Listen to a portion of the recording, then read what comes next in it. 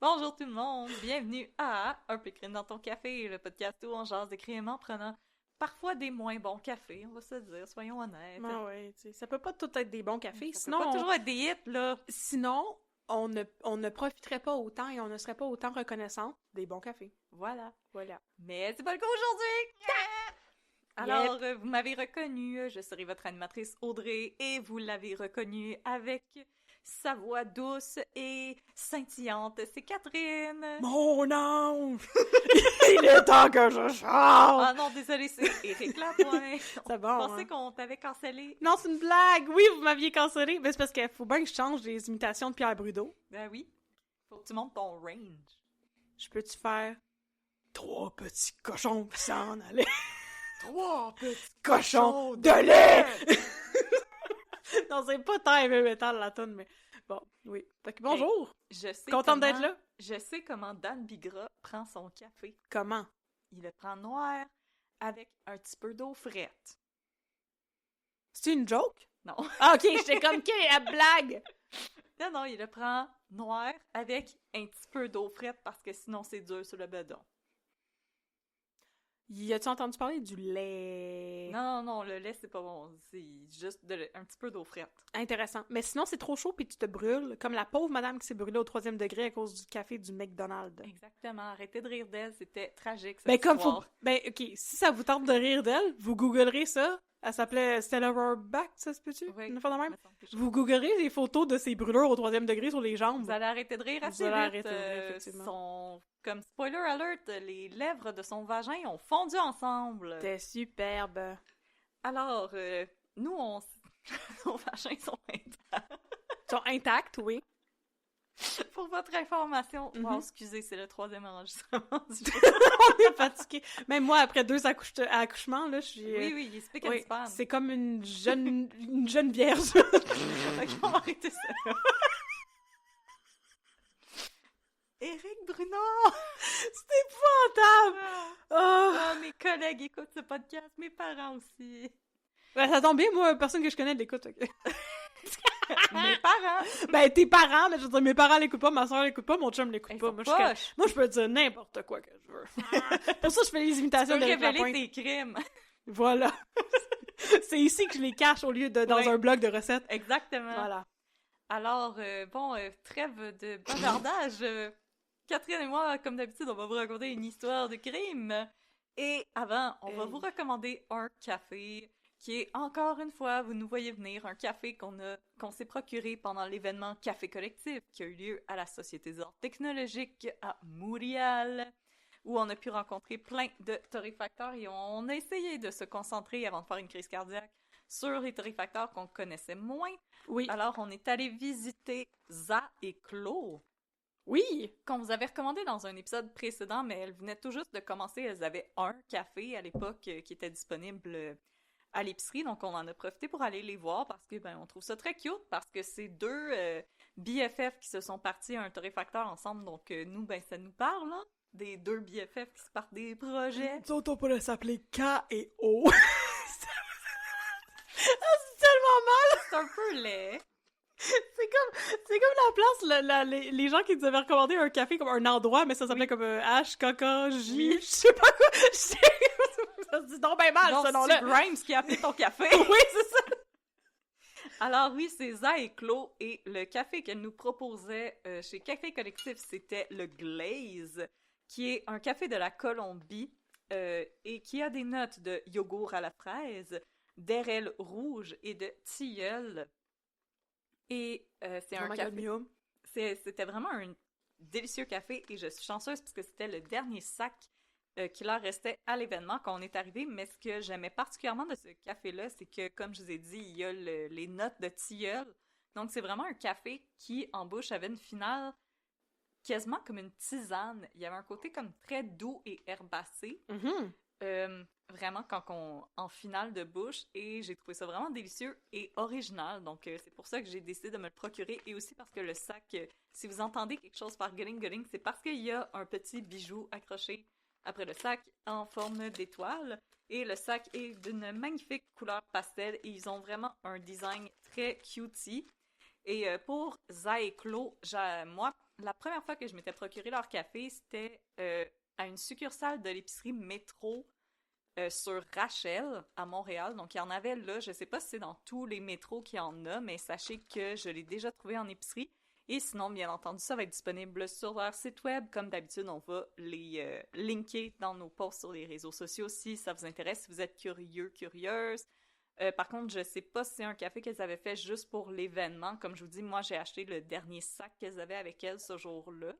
Gna gna. Mais sachez que l'autre café dont le nom m'échappe, je suis vraiment désolée, était aussi délicieux. Donc, je pense que c'est des excellents produits qu'elle vous offre.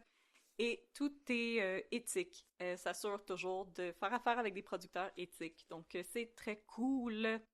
Alors, j'ai assez parlé de ce café et je vais laisser la place à Catherine pour une nouvelle histoire de crime qu'on va pouvoir mettre dans notre café. Bonjour tout le monde! Aujourd'hui, c'est ça, c'est le 3e épisode qu'on enregistre et moi je me suis levée à 4h30 du matin. Alors je suis particulièrement fatiguée, ça fait presque 12 heures que je suis déjà debout et on est juste en après-midi. Alors je vais essayer aujourd'hui de vous raconter une histoire, mais ça se peut que ce soit encore plus cocoon que d'habitude. Préparez-vous, mais ce sera comme toujours plein de faits historiques dont tout le monde se calisse sauf moi. Non, c'est une joke. Non, ça va être des gens que ça intéresse. Ben oui, j'espère bien qu'il y a des gens que ça intéresse, parce qu'aujourd'hui, je vous parle du fameux clan du Bois. Qui a déjà demandiez celui-là. Oui. Puis là, l'affaire, c'est qu'il y a comme pas... C'est un peu particulier, mais je vais vous en reparler plus tard. Il y a pas énormément de choses qui se sont faites sur le clan du Bois, parce que ça a beaucoup... C'était en même temps que le clan Cotroni-Violi, qui était la mafia montréalaise à ce temps-là. L'œuf Cotroni, on va en reparler aujourd'hui. Hey, c'est comme toutes mes greatest hits qui revenaient dans cet épisode. J'étais comme... C'est comme Marvel, là. Comme pareil. Tout le monde revient. Mais tu sais, il y avait plusieurs autres affaires aussi qui existaient à ce moment-là, plusieurs autres organisations de crime organisé, comme le West End Gang, qui ont existé bien après que le clan du Bois ait disparu. Fait que c'est un petit peu comme sombrer dans l'ombre. Sombre dans l'ombre, c'est tellement poétique. Éventuellement, mais ça a été, pendant longtemps, des années 50 aux années 80 à peu près, la deuxième plus importante organisation criminelle à Montréal après justement la mafia italienne. Alors, c'est le début d'une série incroyable que je vais vous faire là-dessus parce que c'est une histoire quand même assez complexe qui a beaucoup de ramifications. Fait qu'aujourd'hui, je vais vous parler de la montée du clan du Bois. Et il va y avoir plusieurs autres épisodes. J'anticipe d'en faire 3 autres, en fait, pour couvrir toute l'étendue de ce qui s'est passé, mais vraiment, là, on va être avec le début et la montée du clan du Bois à Montréal. Vous allez en avoir pour votre argent! Une gang de petits gars de chez nous! Fierté montréalaise! Mes sources. Le balado de Cube Radio, Le Clan du Bois, qui est produit par Stéphane Berthommet, qui est quand même bon, dans le sens où si c'est des informations que vous cherchez, vous allez en avoir. C'est ça. C'était un peu mid. C'était pas tant mon genre de balado, mais il y avait beaucoup d'informations qui étaient quand même assez intéressantes. Ouais, j'étais comme, t'as pas l'air convaincu. Je suis pas convaincue. J'étais pas convaincue par tout, par tu sais, la facture sonore et tout. Il y a comme, tu sais. Non, t'aimes pareil, Stéphane. On est dans les années 60 à Montréal. Puis t'as comme le petit riff de guitare et tout. En tout cas, c'était un style particulier de racontage. Mais bon, c'était très intéressant. Fait que le Clan du Bois de Cube Radio. L'épisode de Crime de Bin consacré au Clan du Bois avait aussi beaucoup d'informations qui n'étaient pas dans la série du Clan du Bois, qui est quand même 6 épisodes. T'sais. Mais je vais pas beaucoup faire référence à ça aujourd'hui parce que c'était surtout sur ce qui s'est passé avec les membres du Clan du Bois après la chute du clan. Sinon, Wikipédia et 2 livres, L'histoire du crime organisé à Montréal, Part 1 et Part 2 de Pierre de Champlain. Alors, on va commencer ça dans le quartier Saint-Henri à Montréal. Le quartier Saint-Henri à Montréal, situé dans le sud-ouest de la métropole, était, dans les années 50, un quartier très défavorisé. Très ouvrier, très pauvre, très malfamé, très terrible. Dans le balado de Cube Média, ça disait qu'il y avait... Je vais avoir mes trigger warnings maintenant. Excusez, j'ai failli dire quelque chose. Trop excité. Wow! Traumavertissement, la gang. Beaucoup de violence. Je pense pas que je parle de violence sexuelle, mais il y a mortalité infantile et des assassinats et de la drogue. Oui, oui, Drogue. oui. Oui, oui, Drogue. oui. Non, non, Non, non, non. non. Beaucoup de ça. Donc, à ce moment-là, de retour à Saint-Henri, dans les années 50, apparemment, le taux de mortalité infantile était 5 fois plus élevé à Saint-Henri qu'à Westmount, qui était littéralement la ville au bord du chemin de fer. Oh my god, ok. Oui. Très, très, très, très pauvre et défavorisé. Westmount, on sait bien que c'est un château fort des riches anglophones à ce moment. Donc, Mais mettons, où est-ce que ça se situe Saint-Henri par rapport à Hochelag? très En loin. termes de pauvreté, je veux dire. Ah! J'étais comme Hochelag, c'est dans Non, l'est, je puis sais que Saint-Henri, c'est c'est dans l'ouest. vrai. J'en ai aucune idée. Je pense que c'est peut-être l'équivalent. Tu sais, dans ce temps-là, je sais que les places qui étaient les plus pauvres, parce que c'est ça, dans ce temps-là, Hochelag, c'était vraiment... Non, parce que c'était quand même assez développé, parce que là, on est quand même dans les années 50. Fait que c'est avant qu'ils fassent les plans pour le stade olympique. Et là, tu me fais creuser dans ma mémoire d'historienne amateur de Montréal. Je pense que c'est pas mal l'équivalent. Je sais que dans les plus pauvres, à cette époque-là, il y avait Goose Village puis Griffintown, qui était plus dans l'ouest, Ouais. puis le Faubourg Amlas, qui est plus centre-sud. Ouais. Hochelag puis Saint-Henri, c'est quand même très pauvre. Mettons, on est très loin de Ville-Mont-Royal, Outremont, Westmount. Puis même le plateau, qui était à ce moment-là aussi un quartier ouvrier. C'est le quartier Michel Tremblay. C'est là que ça se passe, Michel. Oui, C'est Michel ça. Tremblay. C'est ça. Fait que c'est un Ben, quartier dans le fond, pauvre. si c'est francophone, c'est pauvre, puis si c'est anglophone, How dare you? C'est exactement ça. je l'ai dit. Oui, Je l'ai dit. Alors, dans les années 50, vivait dans ce quartier la famille Dubois. La famille Dubois était composée de 10 garçons et une fille. 10 tannants. Les garçons s'appelaient du plus vieux au plus jeune. Oh my Raymond, Jean-Guy, Normand, Claude, René, Roland, Jean-Paul, Roger et les jumeaux Maurice et Adrien.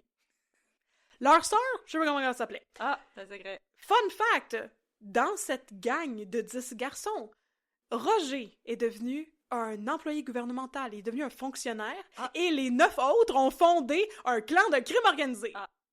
Ouais, Ça en prenait un. faut que j'arrête de crier, là. Je vois mon audio qui se spike, je suis trop excitée de te conter cette histoire-là, c'est incroyable. Donc, les petits frères Dubois grandissent dans Saint-Henri. Ce sont les... juste 2-3 fois dans les yeux. les frères Dubois. Ils me donnent des chips et de la poudre, les frères Dubois.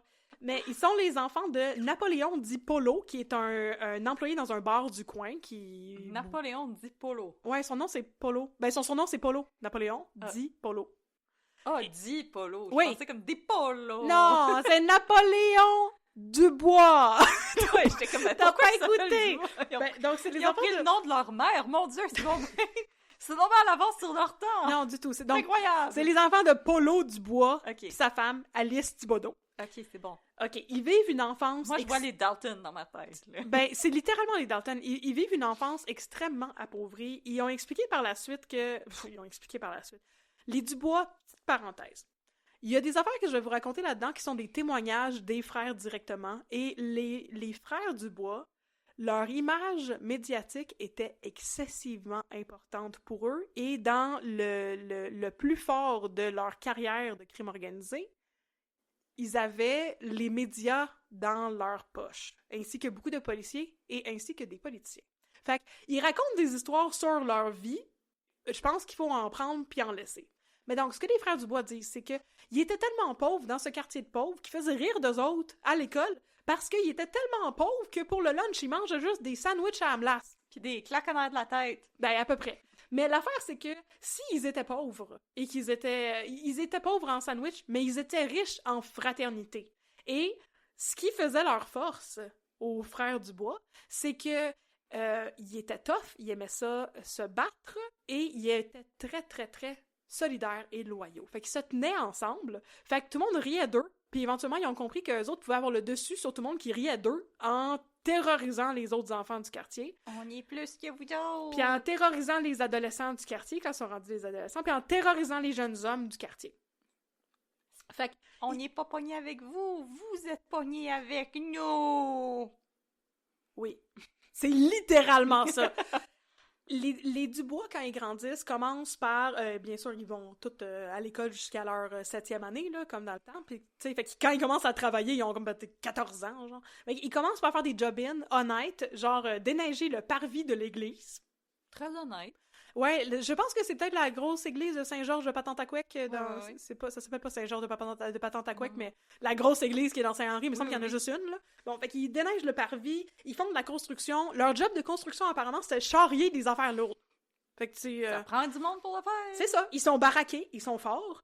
Et, malheureusement, une énorme pauvreté comme ça et pas beaucoup de possibilités d'emploi, ça se peut que ça engendre la criminalité, parce que dans la criminalité, tu peux faire de l'argent facilement.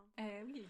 Alors, ils commencent rapidement à faire des petits vols et du recel de stocks vendus. Ils ont des démêlés avec la justice. Par exemple, Claude, qui va éventuellement devenir le leader du clan du bois, c'est un des frères du milieu. Quand il avait 20 ans, il a fait 2 ans de prison pour recel. Fait que, tu sais, ils commencent à être connus des autorités quand ils sont vers la fin de l'adolescence, début de leur vingtaine. Ils sont surtout connus pour leurs fréquentes batailles dans les tavernes. Et c'est comme ça que commence leur carrière dans le crime organisé. Parce que ils vont s'imposer... Oui. Ils s'imposent dans le quartier pour leur raquette de protection. Fait que là, leur idée, c'est qu'ils rentraient dans des bars, puis là, ils cassaient tout. Puis là, ils revenaient le lendemain, puis ils recassaient tout. Puis là, ils revenaient le lendemain, puis là, ils menaçaient de tabasser les employés. Puis ça se peut, des fois, qu'ils tabassaient les doorman, ou qu'ils tabassaient le barman, ou... Puis là, après ça, il allait voir le boss, puis il était comme, ben, si tu veux plus qu'on fasse ça, tu vas nous donner de l'argent. Fait qu'ils se faisaient vendre, et en fait, ils vendaient des protections contre eux autres mêmes. C'est ça. Fait que c'est comme ça qu'ils ont commencé ça. Au début, leur protection, c'était 10$ par semaine. Je pense que c'est peut-être 10$ par personne, parce que éventuellement, on va en reparler, mais eux autres ont... L'idée de la protection, ça existait déjà. Mettons, la mafia faisait ça et tout. Mais eux autres, ce qu'ils ont fait, c'est qu'ils ont commencé à faire comme à vendre des raquettes de protection individuelles. Fait que c'était comme, toi, le barman, si tu veux pas que je te pète la gueule à toi, tu me donnes 10$ par semaine. C'est ça, j'allais te demander si c'était par employé ou par frère. C'est ça. Eux autres, ce qu'ils ont fait, c'est qu'ils faisaient payer par employé. Mais, tu sais, il y a pas longtemps, dans la petite Italie, il y a une épicerie qui a reçu un cocktail Molotov. Ah! Puis j'ai pas entendu parler de ça. J'ai une amie italienne qui a fait il y a quelqu'un qui a pas payé. Moi, je parle pas de ça parce que je tiens à ma vie. Je vais en reparler plus tard. Non, mais ça, tu sais, sa réaction, elle fait comme il y a quelqu'un qui a pas payé. Oui. J'ai fait ok. Oui. Ça, c'est... OK, je pensais pas raconter ça, mais m'a le raconter. Moi, la première fois que j'ai appris que ça existait, ces affaires-là, c'est parce qu'il y a un développement de maison de ville qui se faisait construire proche de chez nous quand j'étais petite qui a passé au feu. Oh! Parce qu'il y avait quelqu'un qui avait pas payé sa protection dans le milieu de la construction. Fait qu'ils ont mis le feu à un chantier de construction. Ok, j'ai failli dire le nom de la ville, mais non. Non, ça a fait un énorme brasier, puis moi j'avais peut-être 15 ans, puis je me rappelle de comme tous mes voisins, on était debout sur comme un talus proche de chez nous pour regarder les maisons brûlées, c'était quelque chose. Wow, tu sais, une rangée de maisons de ville, fait que c'est peut-être 6 maisons de long, c'est Ouais, ben j'ai été dans ton quartier. Raquette de protection. Oh my god, ok. Alors, rapidement, avec cette technique-là, les frères Dubois réussissent à avoir la main mise sur, littéralement, le quartier de Saint-Henri. Ils prennent le contrôle de tout ce qui est petit crime organisé dans cet endroit-là, là, dans leur quartier. Justement, avec leur raquette de protection. Fait qu'ils réussissent à comme s'approprier, tu sais, la distribution de la drogue, prostitution, proxénétisme, tu sais, protection, raquette. Ils vont faire ça. Éventuellement, ils vont aussi, ou comme parallèlement, tu sais, tout ça, ça se développe en même temps, c'est beaucoup de choses qui vont, c'est comme des confluences qui vont créer, tu sais, le clan du bois. Parce que là, à ce moment-là, ils sont pas encore vraiment un clan, c'est juste comme une gang de... Ils appellent ça des fiers à bras. Non, c'est juste une gang de bagarreurs, tu sais. Ouais. Puis, éventuellement, ou en même temps, ils commencent à travailler aussi dans le Red Light. Petit recap, j'ai déjà consacré un épisode à ça, mais dans ce temps-là, là, on est au début des années 50. Dans le Red Light montréalais, c'était le free-for-all du vice. Prostitution, gambling illégal, speakeasy, blind pigs. Avais-tu déjà entendu ce terme-là? Je l'ai appris en faisant cette recherche-là. Les blind pigs étaient des bars after hours. OK. Qui étaient runnés par le crime organisé. Par la mafia dans ce temps-là. Okay. C'était la mafia de Montréal, surtout. Et ce qui appelait... C'est quoi la différence avec un speakeasy, mettons? C'est la même affaire. OK. C'est juste une autre sorte. Comme un speakeasy pourrait opérer pendant tes heures normales de bar, puis un blind pig va ouvrir après que les bars ferment. OK. Mais c'est ça. Dans ce temps-là, le Red Light, tout cet univers de criminalité-là, ce monde interlope, était majoritairement dominé par la mafia italienne, qui était la mafia du clan Cotroni-Violi, dont je vais vous reparler un petit peu plus tard. Claude Dubois, un des frères du milieu de la famille, il devient garçon de table dans un premier nightclub qui s'appelle La Cave. Et puis, maître de cérémonie au Café Caprice, sur la rue Saint-Denis, qui est direct dans le pic du Red Light. Mettons, le Red Light, le gros du Red Light, c'était à peu près de, disons, Berry de Montigny jusqu'à... Où est-ce qu'il y a la Place des Arts? Saint-Laurent. Ouais. Même Saint-Laurent, on est encore dedans, là. Peut-être un petit peu plus à l'ouest, puis de Vigée jusqu'à Sherbrooke. C'est quand même assez étendu, le Red Light, mais c'est comme centralisé dans le centre-ville. Bon. Mais c'est quoi un garçon de table? Un garçon de cérémonie? Oui. C'est c'est comme un présentateur dans les spectacles, parce que c'est des cabarets. Ok. Fait qu'il présente, c'est le MC, tu sais, comme dans le cabaret. Il présente la poune! Willkommen, bienvenue, welcome. C'est ça, il présente le poun. Non, la poune. Ben il présente aussi la poune pis Ticoun. Non, c'était quoi? Comment il s'appelait l'autre? C'est la poune pis Ti... Oh, j'ai un blanc. Mon Dieu, je suis pas fière de moi. Olivier Guimond Junior, là. Oui. Bon, ok. Bref, il présentait la poune. Pas des jokes. C'est ça. Fait qu'il devient maître de cérémonie, et après ça, il s'engage comme maître d'hôtel au Jazz Hut, qui est une boîte huppée, juste au-dessus d'un cabaret, qui s'appelle la Casa Loma. Oh là là! La Casa Loma, c'était comme un des plus gros hotspots de la mafia dans ce temps-là. Puis, à la Casa Loma, il rencontre un des leaders de ce qui s'appelait, entre guillemets, old-timey words, attention, la juiverie, le crime organisé juif, pardon. Oui. Il rencontre Harry Smith, qui est un des gars qui a créé le crime organisé juif à Montréal. Lui, il était un tenancier de maison de jeu, et c'est lui qui va apprendre à Claude Dubois une business très lucrative dans l'univers interlope, qui est le prêt usuraire. Oh oui. Je vais vous reparler de ça et vous expliquer comment ça fonctionne plus tard. Et donc, il rencontre Harry Smith, et éventuellement, il va devenir doorman au Casa Loma. Et, au Casa Loma, il va aussi faire rentrer son frère Jean-Guy, qui était aussi portier chez Paré. Une institution! Une institution! Et avec aussi ses deux autres frères, Raymond et Adrien, c'est là qu'ils vont commencer à vraiment se mêler de tout ce qui est crime organisé et comme fomenter l'idée de fonder leur propre clan.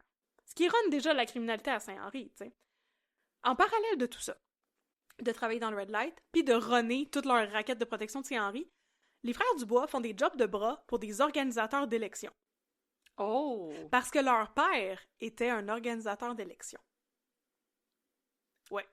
Je suis comme intriguée, là. À la fin des années 50, Raymond Dubois et Jean-Guy Dubois, qui étaient reconnus pour leur rudesse, sont engagés par un gars qui s'appelle Dominique De Francisco, qui est un travailleur d'élection, qui trempe dans des entreprises peu recommandables, comme justement les Speakeasy, les Blind Pigs et les maisons de jeu. De Francisco les gâte en leur donnant des voitures de luxe et d'autres faveurs en échange de leurs services. Et leur service, c'est intimider des électeurs ou des travailleurs d'élection du camp adverse avec des battes de baseball. Les Dubois ont déjà fait des jobs de bras... oui, c'est straightforward pareil. Puis les Dubois ont déjà fait des jobs de bras comme ça pour leur père, Polo. Il y a une certaine tolérance à cette époque-là pour la corruption politique, dans le sens où on a une certaine tolérance en tant que société pour le travail policier mal fait. Fait que c'était des pratiques qui étaient assez répandues que de travailler les élections comme le faisaient les frères Dubois pour Dominique De Francisco. Et c'est comme... C'était une bonne business. Quand que t'as pas trop de scrupules puis des gros bras, tu peux faire beaucoup d'argent comme ça, parce que le crime organisé puis la politique étaient souvent liés. C'est tout un gros écosystème qui s'alimentait. Le 1er juin 1959, justement, les frères Dubois, avec Dominique De Francisco, essayent de runner un scam électoral, mais ils sont arrêtés par la police et détenus en prévention jusqu'à la fin du scrutin pour être sûr qu'ils ne puissent pas souiller les élections. Ouais. On va vous mettre en punition, là. Ouais. Faites trop de trouble. Pendant tout ce temps-là, pendant que Claude Dubois travaille dans le Red Light, il se part aussi son side gig. Est-ce que tu connais son side gig? Non. Claude Dubois, à l'insu de ses frères, parce qu'il voulait pas qu'ils se moquent d'eux autres, qu'ils se moquent de lui, tu sais. Claude Dubois fait ses débuts comme chanteur de charme sous le nom d'artiste Claude Bussy. Oh! Je comprends, ses frères auraient clairement ri de lui. Ouais. Ses frères auraient clairement ri de lui. Et il a même gagné un concours. Il était quand même bon, puis il a même gagné un concours amateur. Oh! Ouais, il était quand même pas pire. Il existe-tu? Il est sur Spotify? J'ai pas checké. J'aurais pu vous chanter des chansons comme quand je vous ai chanté la maudite tonne de Lucien Rivard, là. Lucien Rivard. Et d'être en prison, Lucien Rivard. Bon, fait que, il a gagné un concours et tout. Fait que, il se dessinait pour lui un chemin de vie où il allait peut-être pas nécessairement être dans la criminalité, mais juste comme être un crooner, comme les Classel. Mais tout ça va être cut short par un incident qui va sceller comme le destin criminel des Frères Dubois. En 1959, Jean-Guy, Normand, Raymond, René et Claude, ainsi qu'un petit garçon de table, un garçon de table qui s'appelait Robert Miron. Bon, il était dans un bar, OK? Les Frères Dubois, ils avaient tabassé Robert Miron la veille. Ah, OK. Puis là, ils reviennent dans le bar, puis ils sont comme c'est à la taverne chez Maurice sur Notre-Dame-Ouest dans Saint-Henri, puis ils sont comme puis là, ils rentrent dans le bar, puis Miron est comme hey, pas à soir mes hosties. Puis il sort un gun. Il sort un gun, puis il tire dans leur direction. Puis la balle tue accidentellement un pauvre gars qui marchait dans la rue, qui s'appelait Gilles Petit, qui était un jeune gars de 21 ans. Oh non! Et là, à cause de ça, il y a un procès. Puis les accusés, qui sont brillamment défendus par maître Raymond Daou, sont tous acquittés. Il y a juste le gars qui a tiré le gun, qui est connu coupable et condamné à 8 années de pénitencier, pour homicide involontaire. Mais les autres sont accusés et reconnus coupables aussi de voies de fait graves et de possession d'armes à feu. Puis là, ils s'en viennent avec des solides dossiers criminels, puis ils vont sombrer de plus en plus dans l'enfer de la criminalité. Ah! Pendant les années 60, c'est vraiment la montée du clan Dubois dans le monde interlope. Comme je vous ai déjà dit, ils accordaient beaucoup d'importance à leur image médiatique et ils aimaient beaucoup contrôler la narrative médiatique au point où ils ont financé les études de droit d'un journaliste qui s'appelait Claude Jodoin, qui est devenu par la suite leur avocat. Ah! Et qui était leur contact avec les médias, mais aussi leur défense légale. Ah, c'est pratique. C'est quand même vraiment pratique, ça, faire financer ses études par un très bon... Et là, il y a un très bon investissement. Les Dubois étaient excessivement bons en affaires. Et... Comme journaliste, avocat, c'est pas mal les deux métiers qui servent, là. Mais c'est vraiment très utile, puis tu dis c'est un bon investissement, mais comme honnêtement, ils sont sortis au pic de leur carrière, les Frères Dubois, là. Ils étaient tous millionnaires. Puis ils sont ressortis de ça, pour la plupart, avec tout leur argent. Puis il y a encore de l'argent dans la... Ils ont des héritiers, là, qui sont riches. C'est un bon investissement. Quand même. Écoute, on aime ça, les petites entreprises d'ici. Oui, on aime exactement les PME, on encourage ça. Une histoire de succès, viens d'ici, viens chez nous. C'est très bon, ça.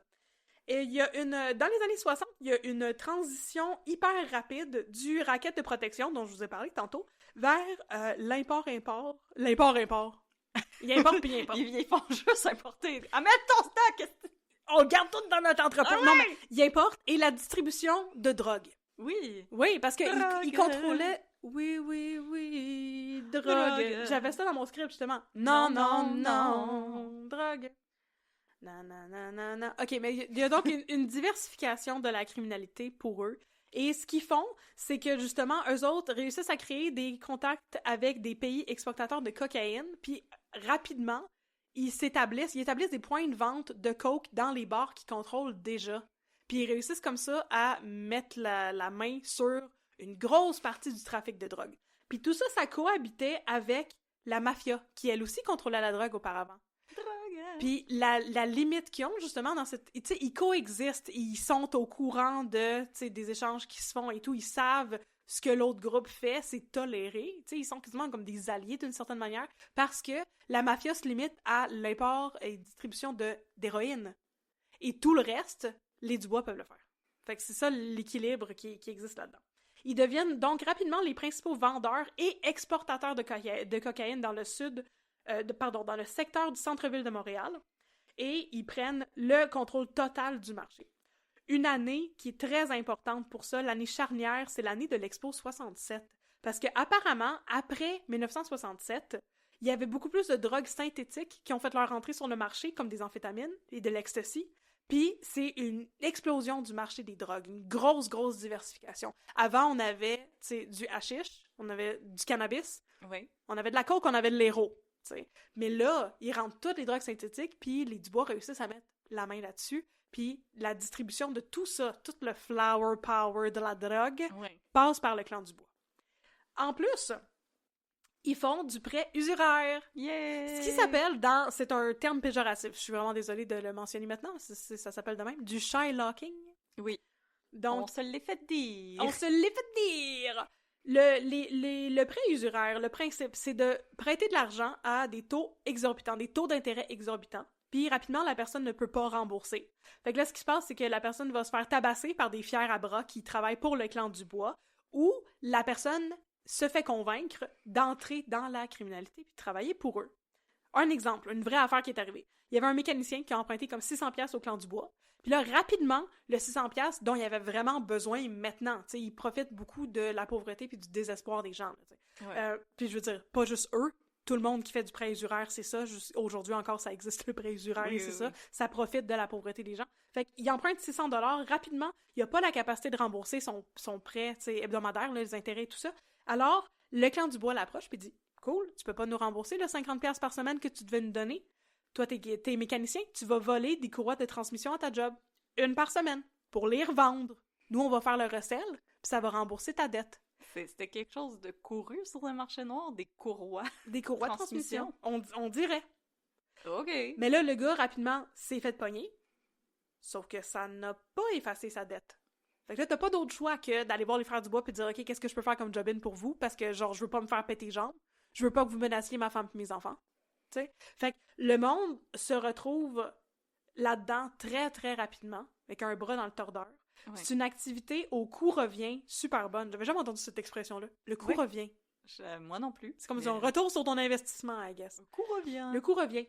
Puis c'est une activité, justement, au coût-revient super bonne, parce qu'il n'y a pas vraiment de risque lié à ça. Les arrestations, les procès, les sentences, c'est pas mal nul pour ce qui est du prêt usuraire dans ce temps-là. C'est super payant, pis c'est pas pantoute risqué. Parce qu'il y a personne qui va aller voir la police pour dire « J'avais besoin d'argent, fait que j'étais allé voir d'un gang de crimes organisés qui m'ont convaincu de moi-même m'adonner à des activités criminelles. » Les personnes vont aller voir la police pour le faire. C'est ça. Fait que c'est super payant, pas risqué pantoute. Puis les Dubois, rapidement, deviennent les boss du prêt usuraire à Montréal. À toute Montréal, pour vrai. Ils ont, par exemple, à leur dire, un code d'éthique spécifique. Ils disent « Je vais te prêter de l'argent pour rembourser tes dettes, tu sais, mais je veux que tu gères ta vie. » Okay? Par exemple, si tu vas les voir parce que tu bois ta paye, okay, puis t'as 15 enfants à ta solde, puis t'as besoin d'argent vraiment beaucoup pour acheter de la nourriture, whatever, ben les frères Dubois, ils vont dire « OK, mais comme, on va te prêter de l'argent, sauf qu'on te watch, puis si tu te pointes à la taverne, on va te péter à la gueule. » Écoute, c'est la motivation dont t'as besoin. Non, mais c'est ça, tu sais. Fait qu'eux autres faisaient ça, mais ils se considéraient comme les banquiers du pauvre monde, et il y avait un espèce de code d'éthique derrière ça. Ils faisaient pas juste péter la gueule à tout le monde tout le temps. Mais des fois, ils pétaient la gueule à tout le monde tout le temps. Ça dépendait, tu sais. Mais pour ça, tout le monde il y avait des règles. Oui, tout le monde, c'est ça. Les frères Dubois avaient une manière assez violente de s'imposer. Ils avaient beaucoup de truands, de fiers à bras, et de tueurs à gages qui gravitaient autour d'eux, comme le redoutable Donald Lavoie. Donald! Tu y ressembles, papa!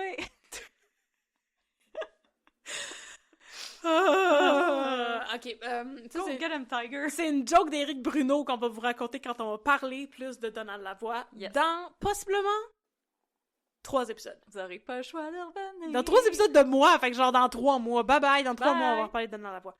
Ok, Donald Lavoie est possiblement le tueur à gages le plus prolifique de Montréal. Quoique c'est peut-être Gérald Galland. Ouais, c'est ça. Mais en tout cas, c'est comme it's debated. Oui. Mais c'était un tueur à gages qui travaillait pour eux.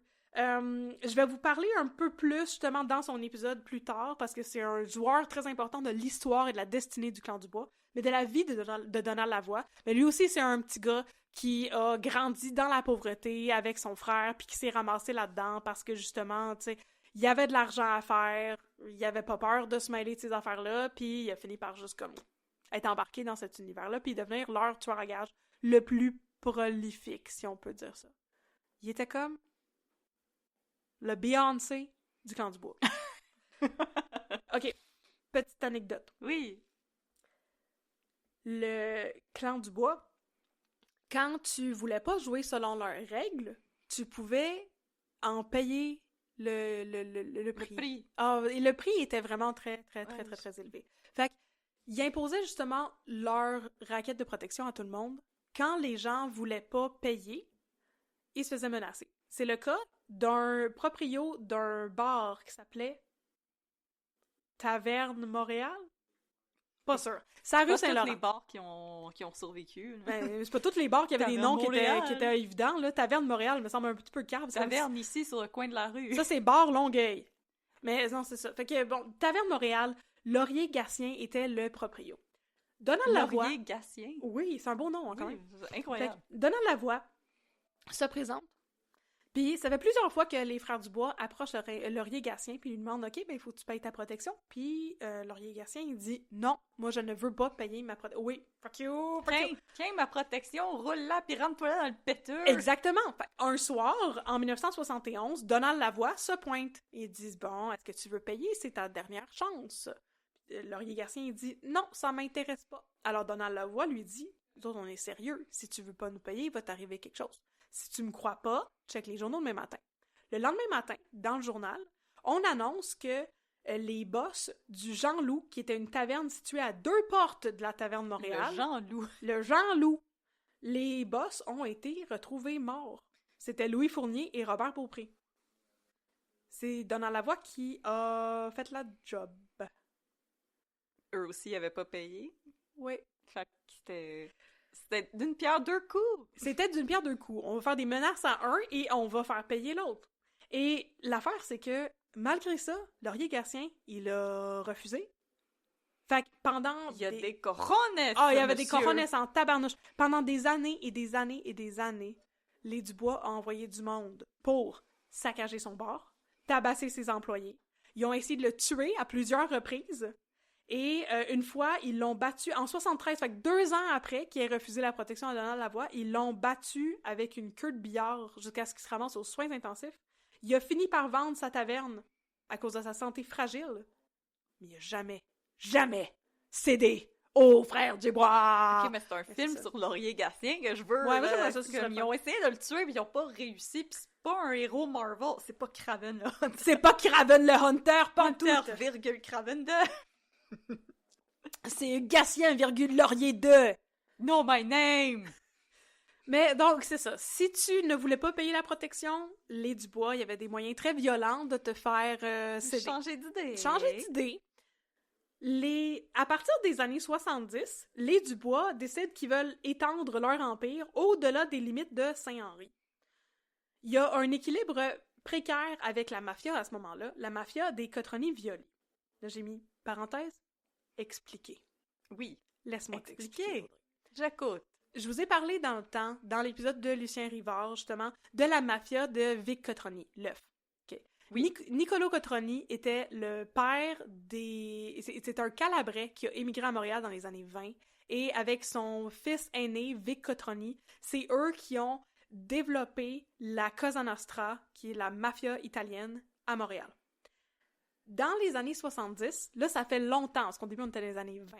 Ouais. Ça fait longtemps, sont rendus plus vieux, et là... c'est des œufs durs! C'est des œufs très durs!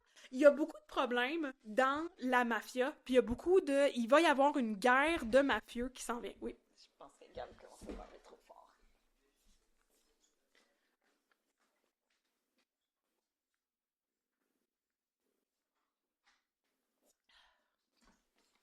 T'as juste fermé la porte?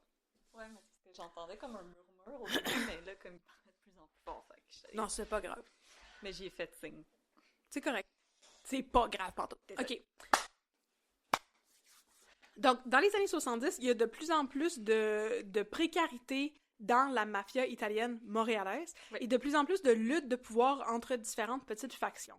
Parce que Vic Cotroni, il me semble que c'est en 1975, pendant la commission d'enquête sur le crime organisé, dont je vais vous parler bientôt, qui était une commission qui a vraiment révélé au public l'omniprésence du crime organisé à Montréal. Vic Cotroni a été sommé de comparaître à la commission et il a refusé. Et pour ça, il a été emprisonné pendant 1 an. Pendant qu'il était emprisonné, il a donné les rênes de l'organisation à, il me semble qu'il s'appelait Paolo Violi, mais je suis pas sûre, à Violi, qui était son bras droit.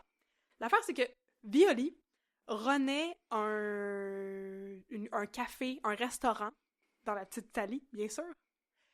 Et en haut de son café, à un moment donné, a aménagé un gars qui s'appelait Robert Ménard. Et Robert Ménard était un undercover cop qui a installé des micros partout et qui était undercover. Il disait qu'il était un gars qui faisait des job-in. Alors, Paolo Violi a fini par l'engager pour faire de la maintenance dans son restaurant. Alors, il a mis des micros partout. C'était...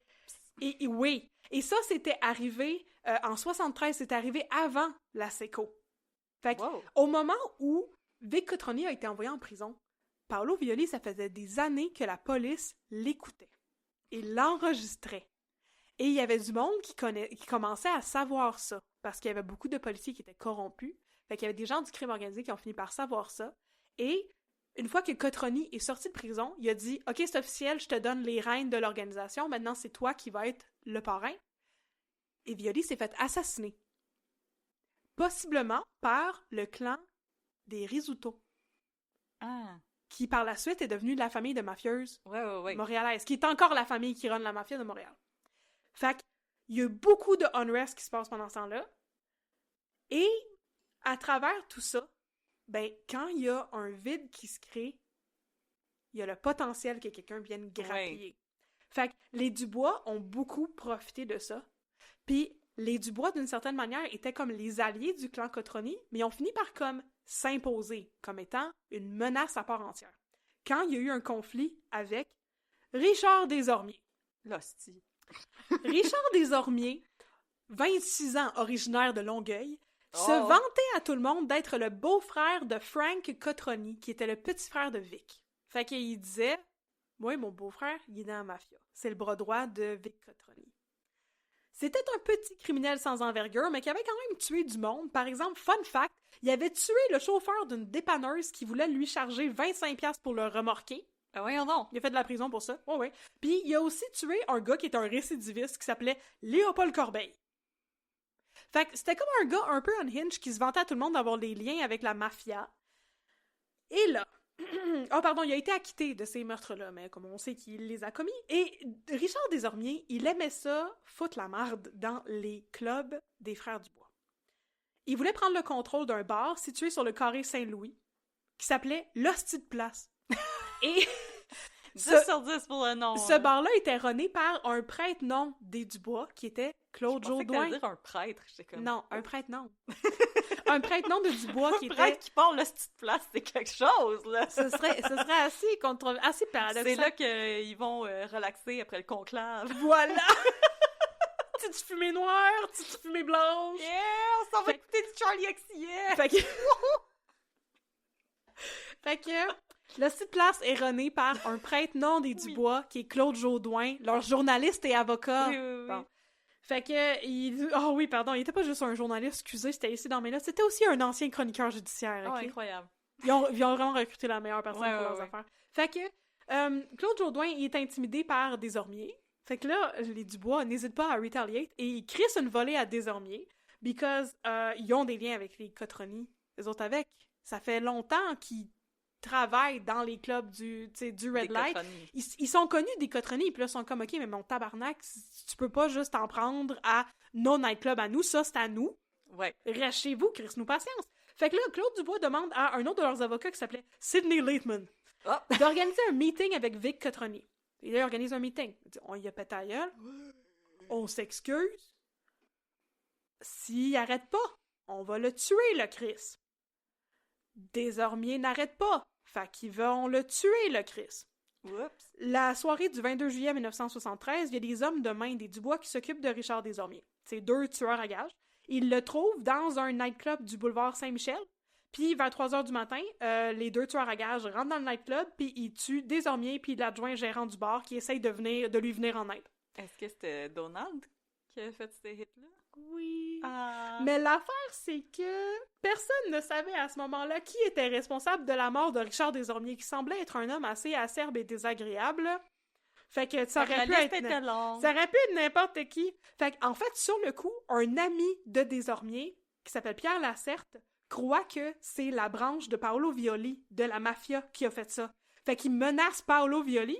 Paolo Violi va le tuer, l'ami à Desormiers. Il rentre chez lui une nuit, puis il lui tire 2 balles dans la tête. Lacerte ne meurt pas! Mais c'était le fun de vivre à Montréal dans ce temps-là. Non, c'était correct de vivre à Montréal. C'est juste pas le fun d'être dans le crime organisé. Ouais. C'est dangereux, mettons. Fait que c'est ça. Lacerte, finalement, ne meurt pas, mais il va rester handicapé, lourdement handicapé pour tout le reste de sa vie. Et après ça, on va plus beaucoup en entendre parler. Le meurtre va être élucidé en 1982, lorsque... Foreshadowing. Non, pas foreshadowing. C'est une annonce pour vous agripper bien comme faut. Lorsque Claude Dubois va enfin être accusé d'activité criminelle. En 1982, 9 ans plus tard. Il y a eu le temps. Il y a juste 9 ans plus tard la police va enfin réussir à comme coincer une partie des Dubois. Mais on n'est pas encore là, on est encore dans les débuts. Fait que l'histoire de la mafia, mon Dieu, je te l'ai fait toute off the top of my head, puis je l'avais écrit ici. Wow. Pas bravo moi, là, voilà. Fait que je vous ai raconté tout ce qui se passait avec la mafia. Oui. Puis j'aurais pas dû vous le raconter, parce Non. que on arrive maintenant à la fin de mon histoire d'aujourd'hui. Wow! Parce que, tu sais, les frères Dubois, il y avait pas juste des conflits avec la mafia. De fait, le meurtre de Desormiers n'aurait pas de rétribution de la part de la mafia. Mais il y aurait comme d'autres groupes qui, eux, auraient aimé ça, faire de la rétribution auprès du clan Dubois. Puisque, alors que les Dubois et la mafia coexistent dans la paix et l'harmonie, ce n'est pas le cas des Dubois et des frères McSween du West End Gang. Les frères McSween! Ris pas, ils vont peut-être mourir! Les frères Pierre et Yves McSween. Ok, mais tu ris, mais il y en a un des deux qui s'appelle Pierre pour vrai. Ah, ok. Bon. Mais oui, je ris. Mais donc, les frères McSween du West End Gang. Et c'est ici que se termine la montée du clan Dubois. Et dans mon prochain épisode consacré au clan Dubois, je vais vous parler de la guerre sanglante entre les frères Dubois et le clan McSween du West End Gang. Wow. En as-tu vraiment besoin?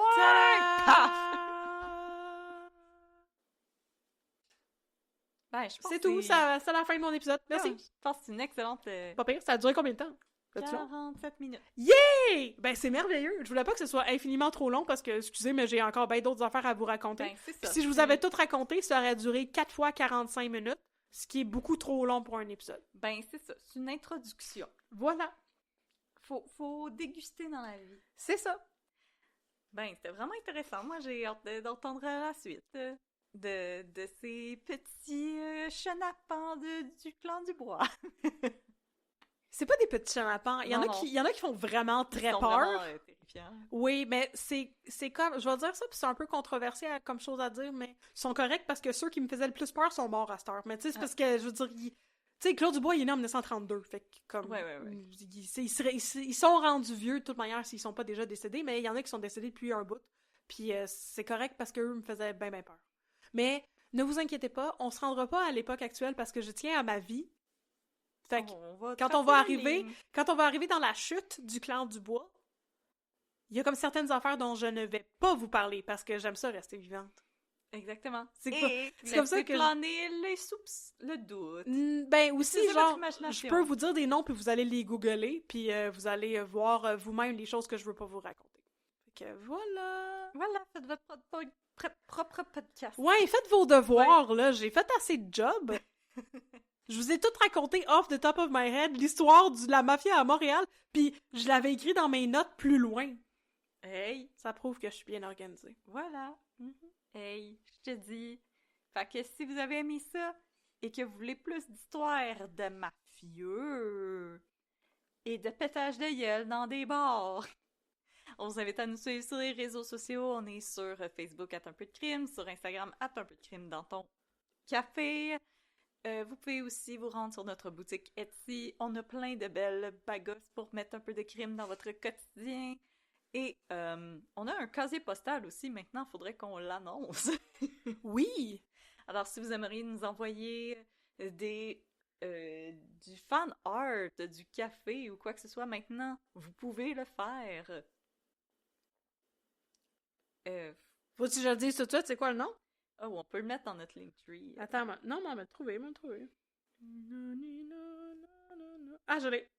Alors, si vous voulez nous faire parvenir des magnifiques colis, nous avons une extra grosse boîte postale. Yay!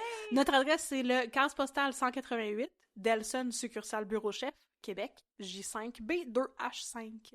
Vous pouvez nous envoyer des cartes postales, du café, des bracelets d'amitié, de pur noisetier, des pinces à cheveux, Ce que vous voulez, en autant que c'est gentil. des sacs surprises du Ardennes. Surtout des sacs surprises Ardennes. Puis si vous voulez nous envoyer des bombes, ben faites-les pas parce que c'est un bureau de Poste Canada que vous allez faire exploser, c'est pas notre Pas maison. nous autres.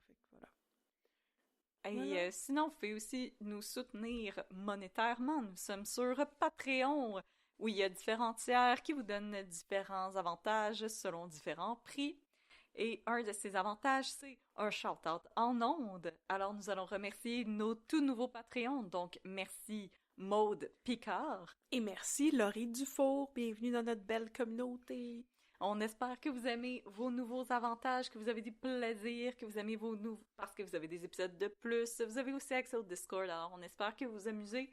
Et sinon, avant de vous laisser, en fait... Avant de se dire adieu. Pourquoi on n'a pas pensé à chanter ça avant? Si Je ça sais nous a pas. pris 108 épisodes de se rendre là. On y est arrivé. C'est bon. Mais Good job. l'important, c'est qu'on y est arrivé. Voilà. Alors, avant de se quitter, on va vous raconter des histoires niaiseuses, question de se changer les idées.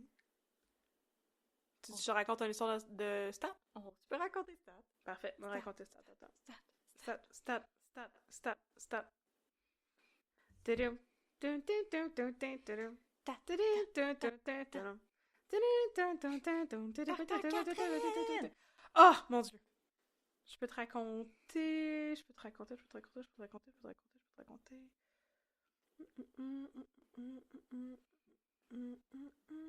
Ah oui, je vais te raconter l'histoire du beau psychiatre. OK. Yay! Yeah! Le beau psychiatre, le chum à Marie-Pierre Morin. OK. Docteur Audrey. Oui, docteur Catherine, je vous écoute. Arrêtez de jouer avec votre gugus de sac à café, là. Non! Mon C'est sac mon- à café, il y a une boucle d'oreille! C'est mon fidget spinner de café! Ok, j'arrête.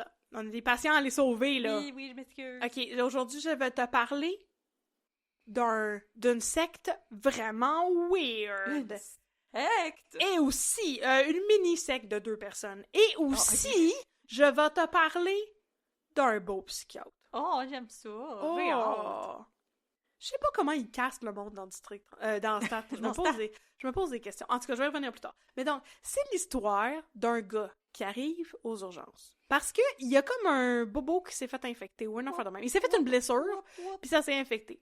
Puis là, il est passé au triage, puis c'est comme « Ah, t'as une grosse infection, il va falloir que tu restes ici pendant un petit bout. » Et le gars, il donne des vibes de comme être le gars qui jouait dans Mommy, de Xavier Dolan. Ah ouais. Bon. C'est comme la momie. Non, Brendan pas Fraser. Brendan Fraser, c'est ça. Non, mais Brendan Fraser, on va l'appeler comme ça. Il donne des vibes vraiment weird parce qu'il veut jamais regarder le monde des yeux. Ah. Puis là, il y a comme sa blonde qui vient le voir des fois, qui est Claudia Bouvette.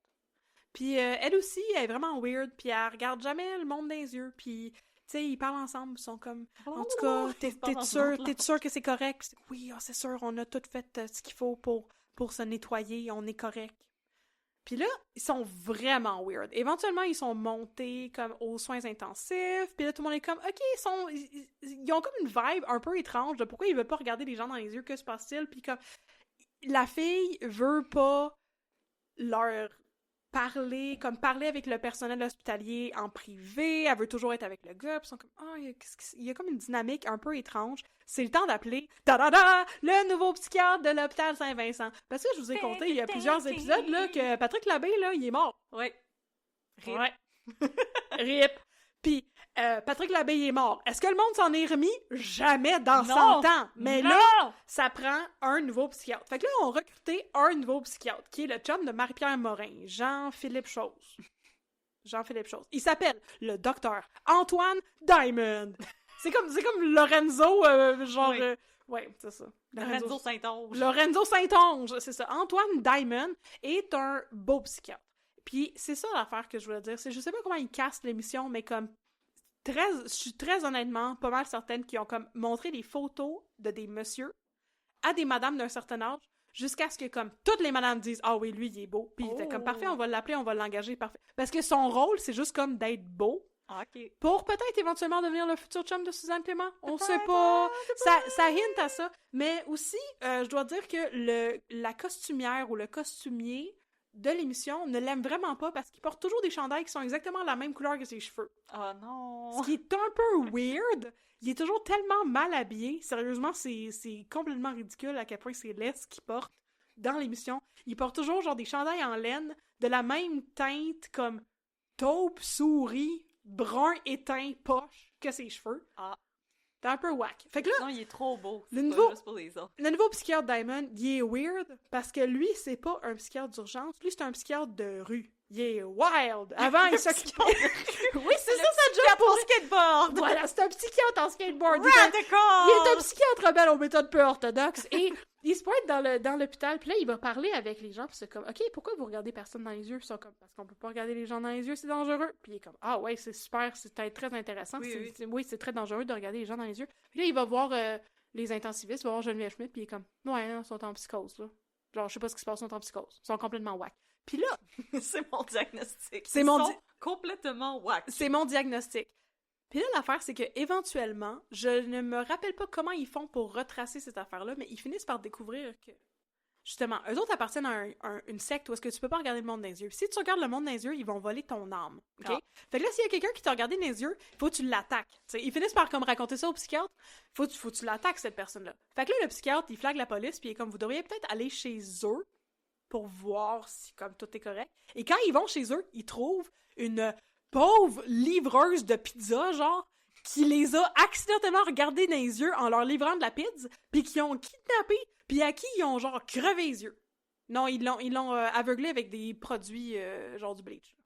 Pour vrai. Jésus, Puis là, la police, c'est comme tabarnak. Le psychiatre, Yep. c'est comme tabarnak avec son chandail là, t'es tabarnak. Et son skateboard. Et son skateboard, puis il arrive en skateboard dans l'aile des soins fais des intensifs.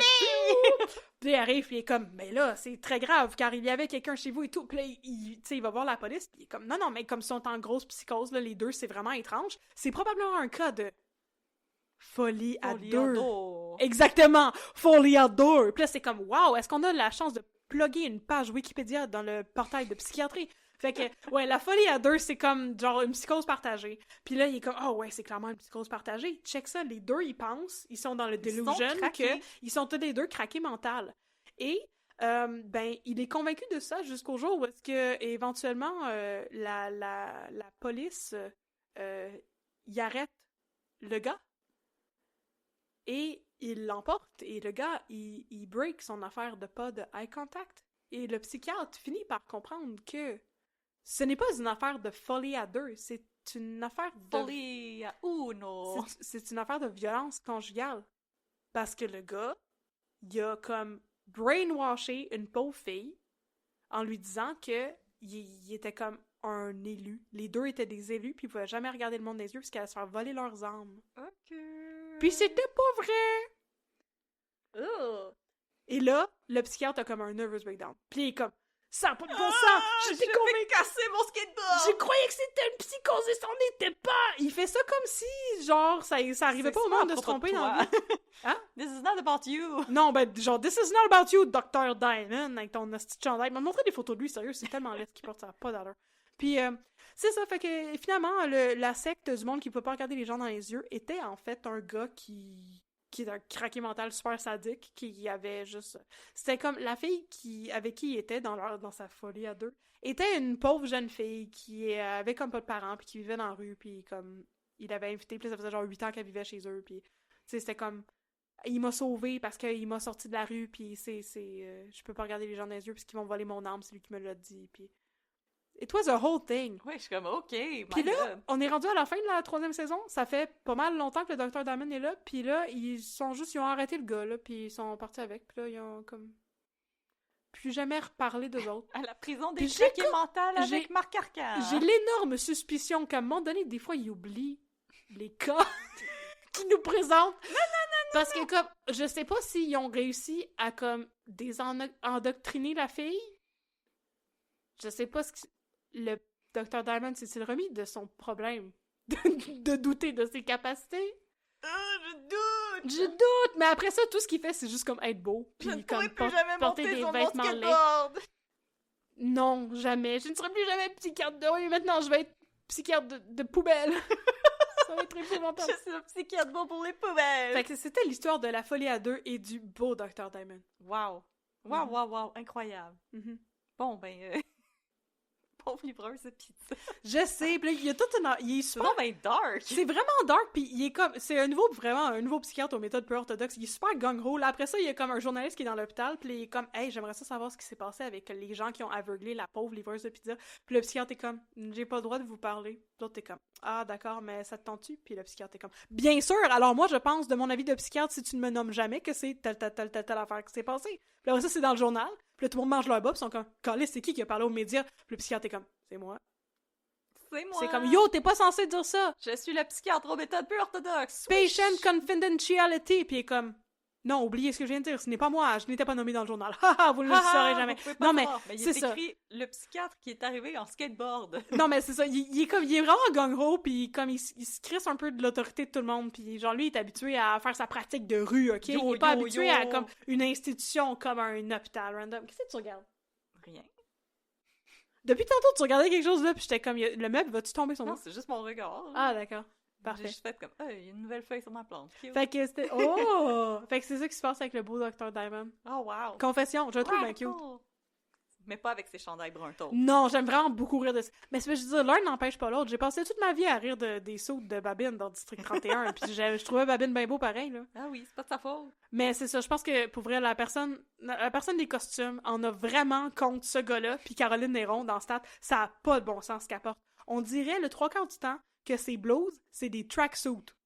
Des tracksuits baby fat. Ew! Comme, il y a comme des lignes ses épaules. Il y a des lignes ses manches, comme si c'était un tracksuit baby fat. Il manque juste le logo. C'est terriblement laid. Puis, mon chum, il trouve qu'elle est quand même belle, Caroline Néron. Fait qu'il est comme, c'est pas super que ça, son linge. Oh, Puis mais je suis c'est comme, Caroline Néron. Hey, ben oui, mais je sais bien, mais si son linge, il est laid. En tout cas, voilà. Voilà. Ben, c'est le fun. C'est ça qui s'est passé aujourd'hui. Fait que je vais aller stalker le psychiatre dans les couloirs. Parfait. Moi, Avec je vais son essayer de faire skateboard. des wheelies en skateboard. Pour Parfait. l'impressionner. Stat. Stat!